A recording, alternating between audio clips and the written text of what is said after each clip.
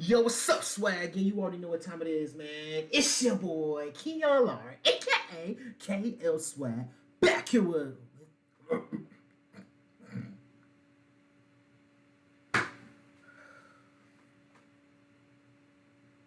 I will have to cut that out.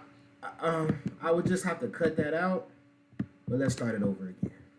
Yo, what's up, swag? And you already know what time it is, man. It's your boy, Keon Lar, aka KL Swag, back here with a video, man. We are back here again with urinating tree, urinating tree, urinating tree, urinating tree, urinating tree, urinating tree, hey, urinating tree, urinating tree.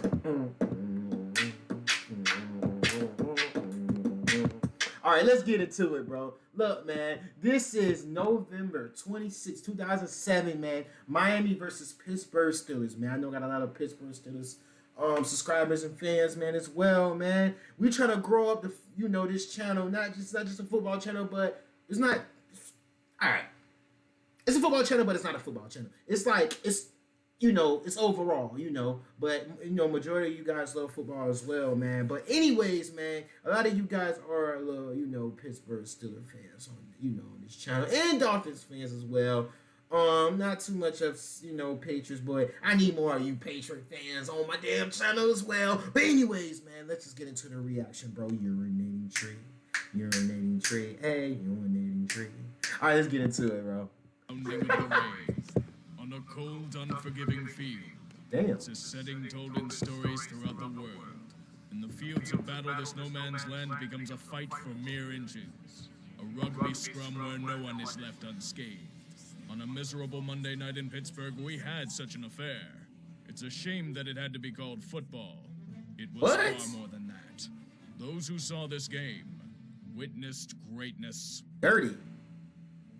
In November of 2007, the two teams colliding were on opposite paths.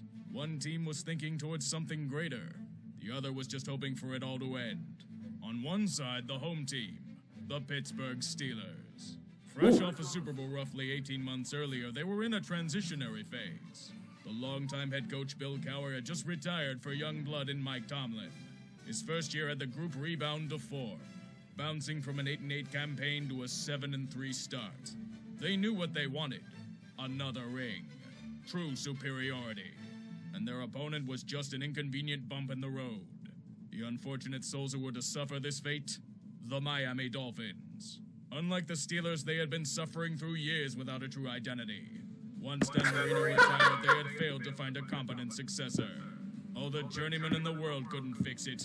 And neither could a swing of coaches like Dave Wanstead and Nick Saban. This year was wrong. Oh, I forgot Nick Saban was a coach. Green suffered a season-ending concussion. And then came Cleo Lemon. Saw that? God help them. They were down to a 26-year-old rookie named John Beck. He had been drafted in the second round. Goes to show you how bad the Dolphins were run at the time. Enough to fall to 0-10. And potentially be the first team in NFL history to go 0-16. This was expected to be an easy matchup for the Steelers. But they were playing at Heinz Field. Ever since it had opened, the field conditions were atrocious. Nothing they did could get the sod to stay consistent. Around the time November hit, the field had taken a severe beating. Football steamrollers were a common sight.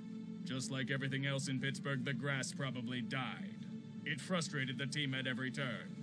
Amplifying the issues were the events that had taken place days before. High school football championships had taken place at Heinz Field the previous Friday. 4 games in a single day. The next day, Pitt hosted USF to a sparse crowd with more yellow seats than people. Unsurprisingly, the Panthers continued to underachieve and were walloped by the Bulls of South Florida.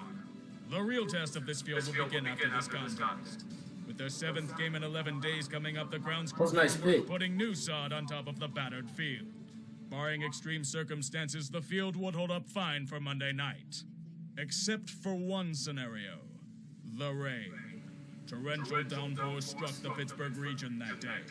With the new sod not fully integrated, it created some of the most heinous football conditions in recent history. The deluge was as relentless as the Steeler defense. Trapped in between sods, the water was constantly overflowing the discolored grass above, bringing back memories of Passchendaele. Most field markers were washed away by the time kickoff ensued. Even as the game was delayed by 25 minutes, this was going to be a nightmare for both teams. The field conditions were the ultimate equalizer. No matter the Steelers' advantage on offense, it meant nothing if they literally couldn't move the ball. Neither team could. The match became literal trench warfare, a war of mere inches and short passes.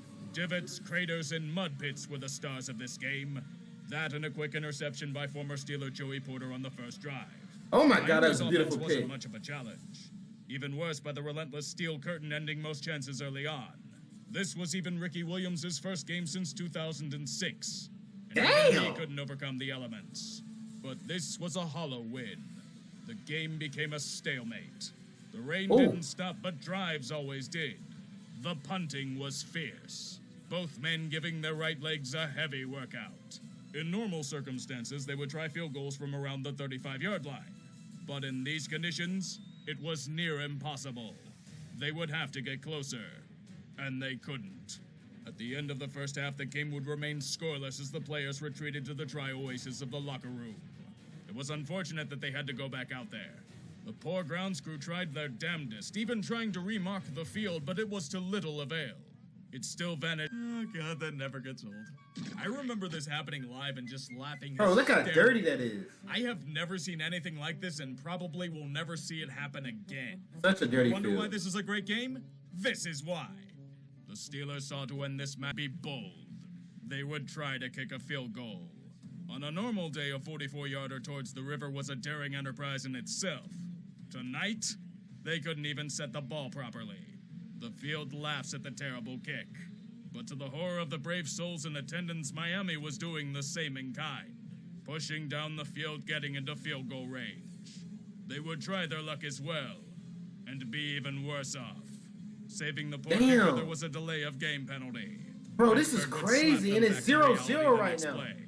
It's the fourth quarter. Further and further into the game. It was now the longest scoreless NFL game in over 20 years.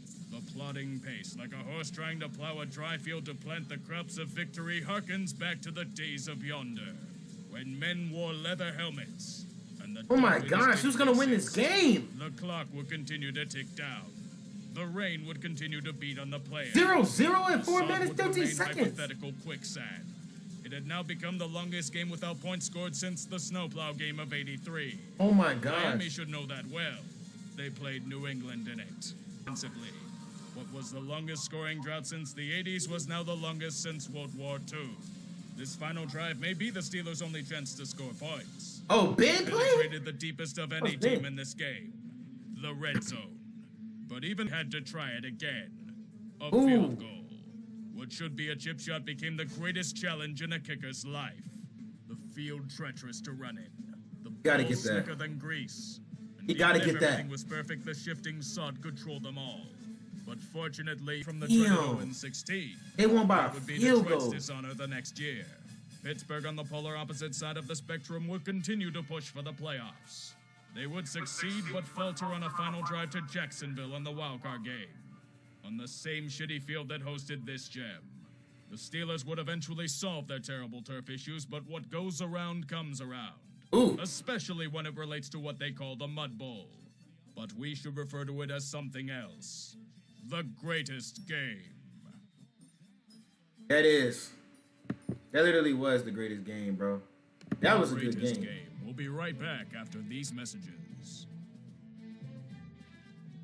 When I wake up in the morning, I need a... That was a good-ass game, bro. I'm not gonna lie, bro. That was a good-ass game.